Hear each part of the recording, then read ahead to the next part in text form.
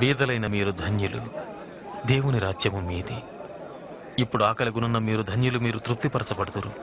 ఇప్పుడు ఏడ్చుచున్న వారు మీరు ధన్యులు, మీరు నవ్వుదురు. మనుష్య కుమారుని నిమిత్తము మనుషులు మిమ్మల్ని ద్వేషించి వెలివేసి నిందించి మీ పేరు చెడ్డదని కొట్టివేయనప్పుడు మీరు ధన్యులు. ఆ దినమందు మీరు సంతోషించి గంతులు వేయండి. ఇదిగో మీ ఫలము పరలోకమందు గొప్పదయ్యుండును. వారి పితరులు ప్రవక్తలకు అదే విధముగా చేసిరి.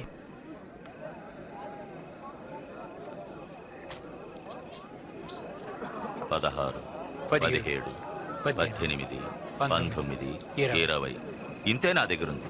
ఇంతే అంటే అర్థం ఏంటి? అయ్యో ధనవంతులారా, మీకు శ్రమ, మీరు ఆదరణ పొంది ఉన్నారు.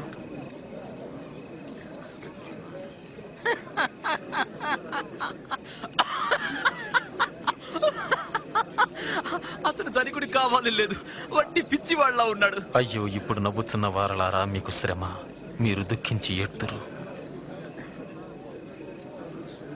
మనుష్యులు మిమ్మల్ని కొనియాడితే మీకు శ్రమ. వారి పితరులు అబద్ధ ప్రవక్తలను అలాగే పొగిడారు. వినుచున్న మీతో చెప్పునదేమనగా, మీ శత్రువులను ప్రేమించుడి, మిమ్ము ద్వేషించే వారికి మేలు చెయ్యండి, శపించే వారిని దీవించండి, బాధించే వారి కొరకు ప్రార్థించండి.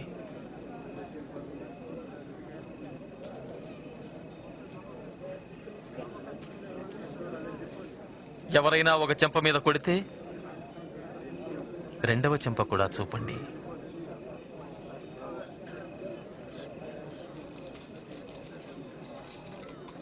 మీ పై వస్త్రం ఎవరైనా తీసుకుంటే మీ అంగీ కూడా ఇవ్వండి.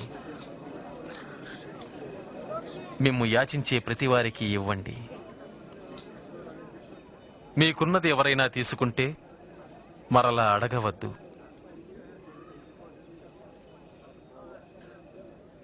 ఇతరులు మీకు ఏమి చెయ్యాలని కోరుదరో అదే మీరు చెయ్యండి.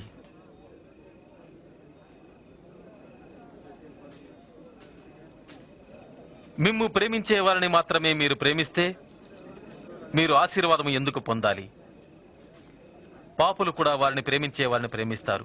మీకు మేలు చేసే వారికి మీరు మేలు చేస్తే మీరెందుకు ఆశీర్వాదం పొందాలి? పాపులు కూడా అలాగ చేస్తారు. ఆమెను ఎలా తాగలుగుతున్నాడు? ఆమెతో ఎలా మాట్లాడగలుగుతున్నాడు? అసహ్యం.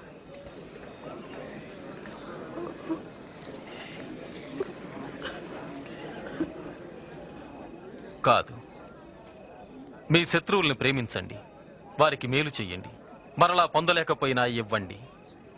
అప్పుడు మీ ఫలం గొప్పదయ్యుండును. మీరు సర్వోన్నతుడైన దేవుని కుమారులు అనబడుదురు. ఆయన కృతజ్ఞత లేని వారికి దుష్టులకు ఉపకారి అయ్యున్నాడు. మీ తండ్రి కనికరం కలవాడు కనుక మీరు కనికరం చూపండి.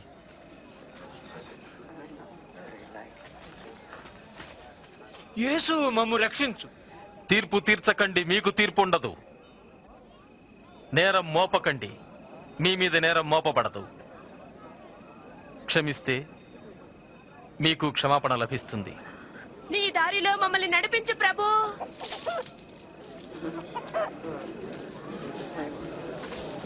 ఇవ్వండి, అప్పుడు మీకు ఇవ్వబడుతుంది.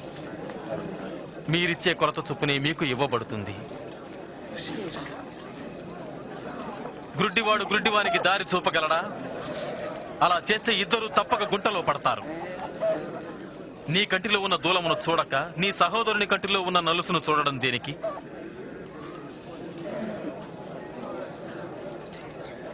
మాకు దారి చూపించు ప్రభు. మీరు నాకు ఇప్పుడు కావాలి ప్రభు. నిన్ను కనిపెంచిన తల్లి ఎంత భాగ్యవంతురాలు. దేవుని వాక్యము విని దానిని గైకొను వారు ఎంతో ధన్యులు.